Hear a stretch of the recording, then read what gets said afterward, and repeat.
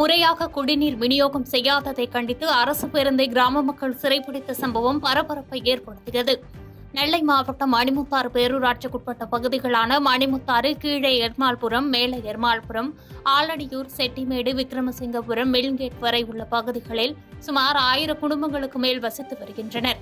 இந்த பகுதி மக்களுக்கு மணிமுத்தாறு பகுதியில் இருந்துதான் குடிநீர் விநியோகம் செய்யப்பட்டு வருகிறது. இந்நிலையில் ஆலையூர் மற்றும் செட்டிமேடு பகுதிகளுக்கு சரியான முறையில் குடிநீர் வருவதில்லை என பலமுறை புகார் தெரிவித்தும் இதுவரை எந்தவொரு நடவடிக்கையும் எடுக்கவில்லை என கூறி ஆலடியூர் ஊர் மக்கள் அவ்வழியாக சென்ற அரசு பேருந்தை சிறைப்பிடித்தனர். இதுகுறித்து தகவல் அறிந்து வந்த விக்ரமசிங்கபுரம் காவல்துறையினர் மற்றும் பொதுப்பணித்துறையினர் பொதுமக்களிடம் பேச்சுவார்த்தை நடத்தியதை தொடர்ந்து பேருந்தை விடுவித்தனர்.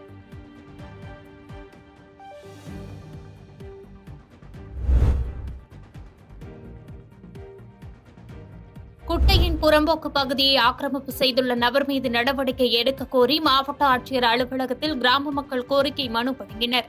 ராணிப்பேட்டை மாவட்டம் ஆற்காடு அடுத்த பரகூர் பட்டணம் கிராம பகுதியில் 4 ஏக்கர் குட்டை புறம்போக்கு பகுதியில் சூரமா குளம் இருந்து வருகிறது. இந்த குளத்தின் கரையை வண்டிப்பாதையாக விவசாயிகள் பயன்படுத்தி வந்த நிலையில் தற்போது அருள்தேவன் என்ற தனிநபர் குளத்தின் கரையின் மீது வண்டிப்பாதையாக பொதுமக்கள் பயன்படுத்தி வந்த இடத்தில் 1 ஏக்கர் நிலம் தனக்கு சொந்தமான நிலம் என தெரிவித்து ஆக்கிரமிப்பு செய்திருப்பதாகவும், மேலும் பொதுமக்கள் அவ்வழியாக செல்வதற்கு தடை விதித்து மிரட்டி வருவதாக கூறப்படுகிறது. இந்த நிலையில் தற்போது அப்பகுதியைச் சேர்ந்த பொதுமக்கள் சூரமா குளக்கரையை ஆக்கிரமிப்பு செய்து பொது வண்டி பாதையை பொதுமக்களை பயன்படுத்த விடாமல் மிரட்டி வரும் அருள்தேவன் மீது நடவடிக்கை எடுத்து சூரமா குளத்தினை கிராம மக்களின் பயன்பாட்டிற்கு மீட்டுத் தர வேண்டும் என தெரிவித்து மாவட்ட ஆட்சியர் அலுவலகத்தில் கோரிக்கை மனுவினை வழங்கினர்.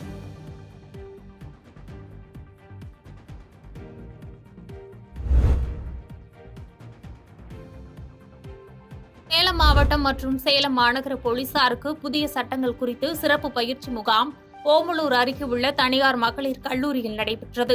இதற்காக போலீஸ் அகாடமியில் பயிற்சி பெற்று வந்த காவல்துறை உதவி ஆணையர் ஹரிசங்கரி மற்றும் உதவி ஆணையர்கள், ஆய்வாளர்கள், உதவி ஆய்வாளர்கள் கலந்து கொண்டு சட்ட நடைமுறைகளை எவ்வாறு பயன்படுத்த வேண்டும், எந்தெந்த குற்ற செயல்களுக்கு சட்டங்கள் மாறி இருக்கிறது என்பது குறித்து பயிற்சிகள் அளித்தனர். SC/ST புகார் அளித்து குறிப்பிட்ட காலத்திற்குள் வழக்கு பதிவு செய்யாவிட்டால் பதிவு செய்யாத காவல்துறை அதிகாரி மீது வழக்கு பதிவு செய்யப்படும் என்பது உள்ளிட்ட பல்வேறு பயிற்சிகள் அளிக்கப்பட்டது. மேலும் இந்த பயிற்சிகள் நாளை மறுநாள் வரை நடைபெறும் என்பது குறிப்பிடத்தக்கது.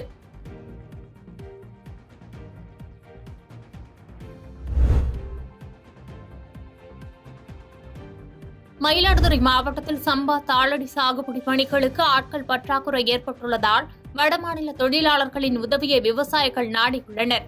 அந்த வகையில் மயிலாடுதுறை அருகே நல்லத்துக்குடி பகுதியில் வடமாநில ஆண் தொழிலாளர்கள் விவசாய வேலைகள் செய்து நாற்று பறித்து அவர்களை நடவு செய்யும் பணியில் ஈடுபட தொடங்கியுள்ளனர். ஒப்பந்த முறையில் ஏக்கருக்கு 4500 ரூபாய் சம்பளத்தில் 12 தொழிலாளர்கள் நாற்று பறித்து நடவு பணிகளை மேற்கொண்டு வருகின்றனர். ஒரு நாளைக்கு 4 ஏக்கர் வரை நடவு பணிகளை செய்து வருகின்றனர். களைப்பு தெரியாமல் இருக்க வடமாநில பாடல்களை பாடி உற்சாகத்துடன் மிக நேர்த்தியாக திருந்திய நெல் சாகுபடி முறையில் நாற்று பறித்து கை நடவு செய்து வருகின்றனர். குறைந்த சம்பளத்தில் வடமாநில தொழிலாளர்கள் விவசாய பணிகளில் ஈடுபடுவது தங்களுக்கு வரப்பிரசாதமாக உள்ளதாக விவசாயிகள் மகிழ்ச்சி அடைந்துள்ளனர்.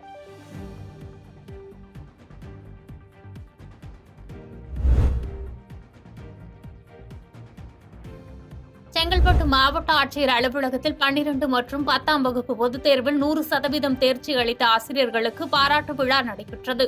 செங்கல்பட்டு மாவட்ட ஆட்சியர் அலுவலக கூட்டரங்கில் செங்கல்பட்டு மாவட்டத்தில் 12வது மற்றும் 10ஆம் வகுப்பு பொதுத் தேர்வில் 100% தேர்ச்சியடைந்த பள்ளிகளின் ஆசிரியர்களுக்கு பாராட்டு விழா மாவட்ட முதன்மை கல்வி அலுவலர் கற்பகம் தலைமையில் நடைபெற்றது. இந்நிகழ்ச்சியில் செங்கல்பட்டு மாவட்ட ஆட்சியர் அருள்ராஜ் பங்கேற்று பொதுத் தேர்வில் 100% தேர்ச்சி அளித்த 72 பள்ளிகளைச் சேர்ந்த 461 ஆசிரியர்களை பாராட்டி சான்றிதழ்களை வழங்கினார். மேலும் பள்ளி கல்வித்துறைக்கு உறுதுணையாக இருந்த 10 தன்னார்வலர்களுக்கும் பாராட்டு சான்றிதழ்களை வழங்கி மாவட்ட ஆட்சியர் பாராட்டினார். மேலும் மறைமலை நகர் அரசு பள்ளியில் கல்வி பயின்று ஏழ்மை நிலையில் இருந்த அக்ஷயா என்ற மாணவிக்கு தொண்டு நிறுவனத்தால் வழங்கப்படும் ரூபாய் 25,000 நிதி உதவி மாவட்ட ஆட்சியர் அருண்ராஜ் மாணவி அக்ஷயாவிற்கு வழங்கினார். பாதகம் செய்பவரை கண்டால் நாம் பயங்கொள்ளலாகாது பாப்பா, மோதி மிதித்து விடு பாப்பா, அவர் முகத்தில் உமிழ்ந்து விடு பாப்பா. அண்மை செய்திகளை உடனுக்குடன் தெரிந்து கொள்ள இணைந்திருங்கள் இயம்நாடு தொலைக்காட்சியுடன்.